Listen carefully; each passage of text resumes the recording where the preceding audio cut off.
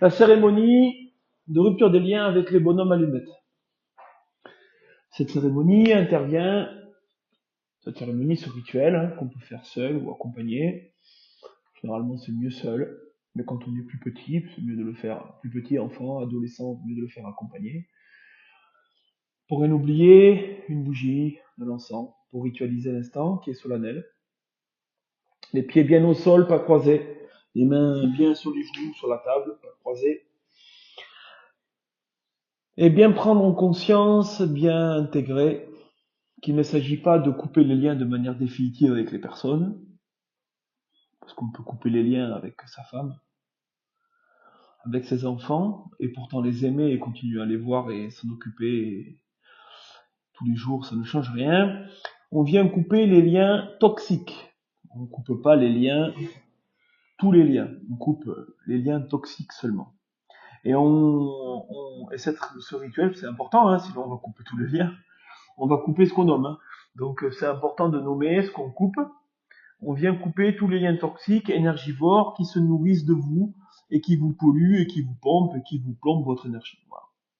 Les liens d'amour, les liens positifs, on les garde. Cela, on n'y touche pas.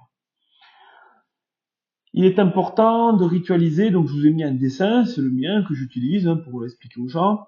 Il est important d'utiliser et de comprendre que tout ce qu'on va faire dans ce rituel, dans le dessin, il faut le faire en conscience. Donc en haut, je vous ai marqué tous les 9 jours, 21 jours, 28 jours. Pourquoi 9 jours, c'est une neuvaine catholique. 21 jours, c'est le temps d'intégration cellulaire.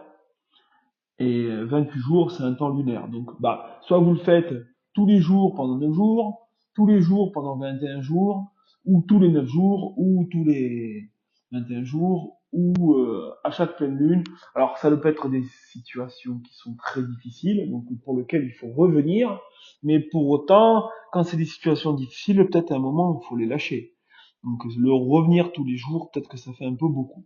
Mais ritualiser, par exemple, euh, voilà, en conscience, ritualiser ce qui est nécessaire, et en tout cas, à partir du moment où on n'y pense plus, ça nous plombe plus, c'est que c'est fait.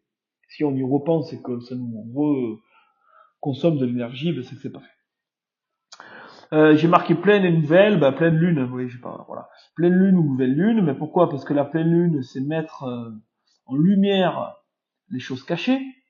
Donc peut-être ça va mettre en lumière des liens toxiques que vous n'avez pas vus. Et les nouvelles lunes, c'est les lunes noires. C'est pour c'est aller chercher et guérir tout ce qui est caché au plus profond de la nuit de vous-même, voilà, de votre intériorité. Quand vous faites le cercle, le soleil autour de vous, à gauche ou à droite, vous pouvez un peu personnaliser, mettre des cheveux, des couleurs, peu importe. Je m'aime, je me pardonne. Vous pouvez rajouter aussi et dire ce que vous voulez. Je suis soleil, je suis un soleil, je suis vivante, je suis souveraine, je protège et j'étanchéifie mon aura, etc. Il n'y a pas de limite. Je me souhaite le meilleur, je m'aime et je me pardonne et je me souhaite le meilleur. Et à partir d'aujourd'hui, je décide que plus rien et personne ne se nourrira de mon énergie. Vous faites la même chose pour la personne en face. Je te souhaite le meilleur et je te souhaite que plus personne ne se nourrisse de ton énergie et que toi-même non plus tu te nourrisses pas de l'énergie des autres.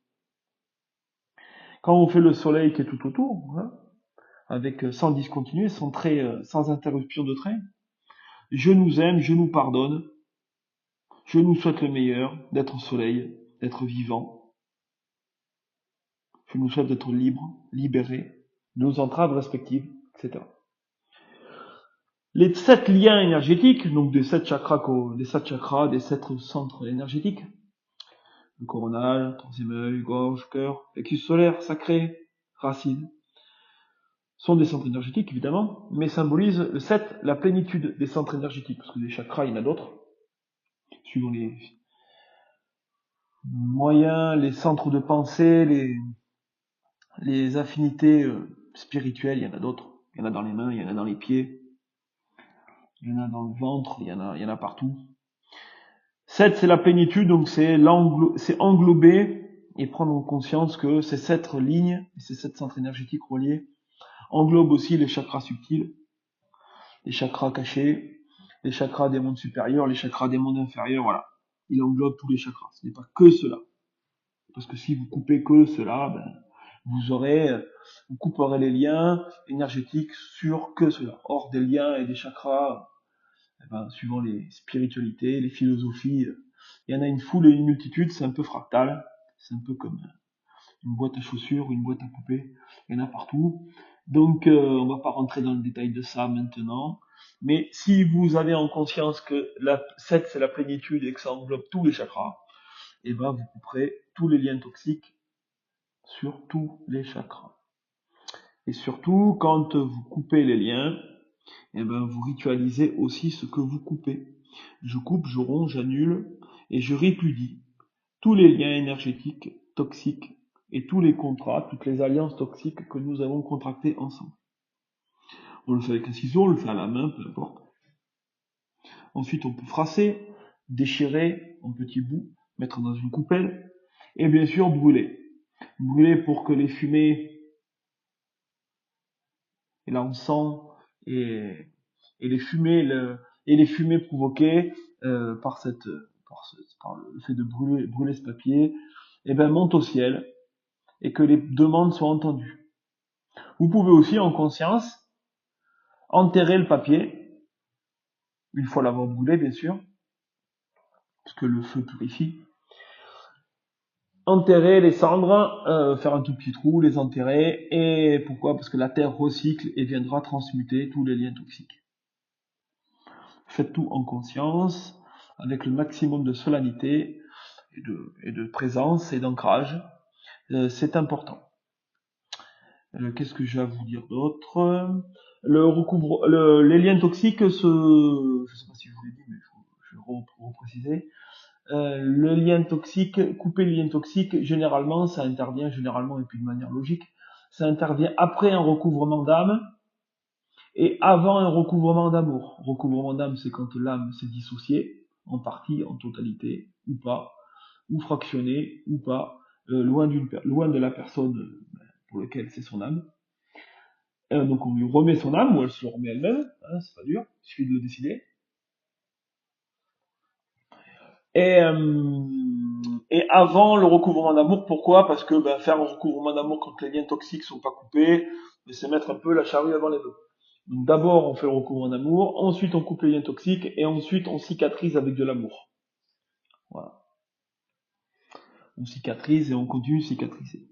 Si les choses sont récurrentes et reviennent, voilà, comme qui dirait il y a une entrave, il y a un lien, il y a un truc, ça va pas, et ben on recoupe.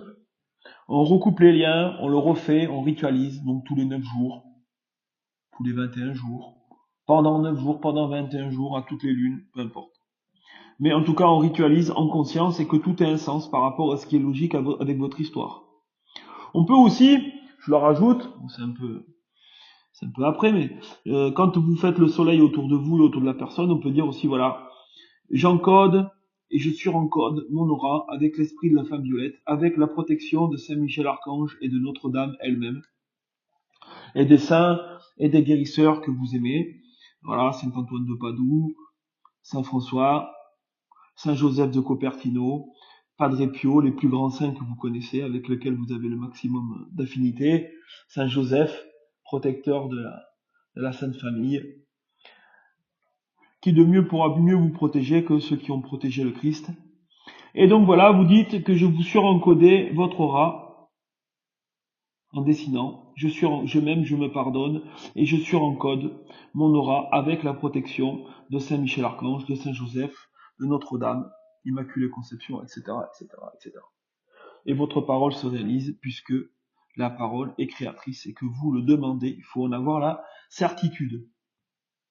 Ayez la certitude de ce que vous demandez s'accomplit, et vous l'aurez. Et vous l'avez déjà, puisque de toute façon vous l'avez déjà obtenu. Simplement, il suffit simplement que vous ayez conscience que vous l'avez déjà obtenu pour que ça soit effectif. Eh ben, je vous souhaite le meilleur. La paix soit avec vous. Soyez bénis ainsi que vos proches. Et coupez tous les liens énergétiques. Retrouvez toute votre pleine puissance afin de devenir autonome, libre et épanoui.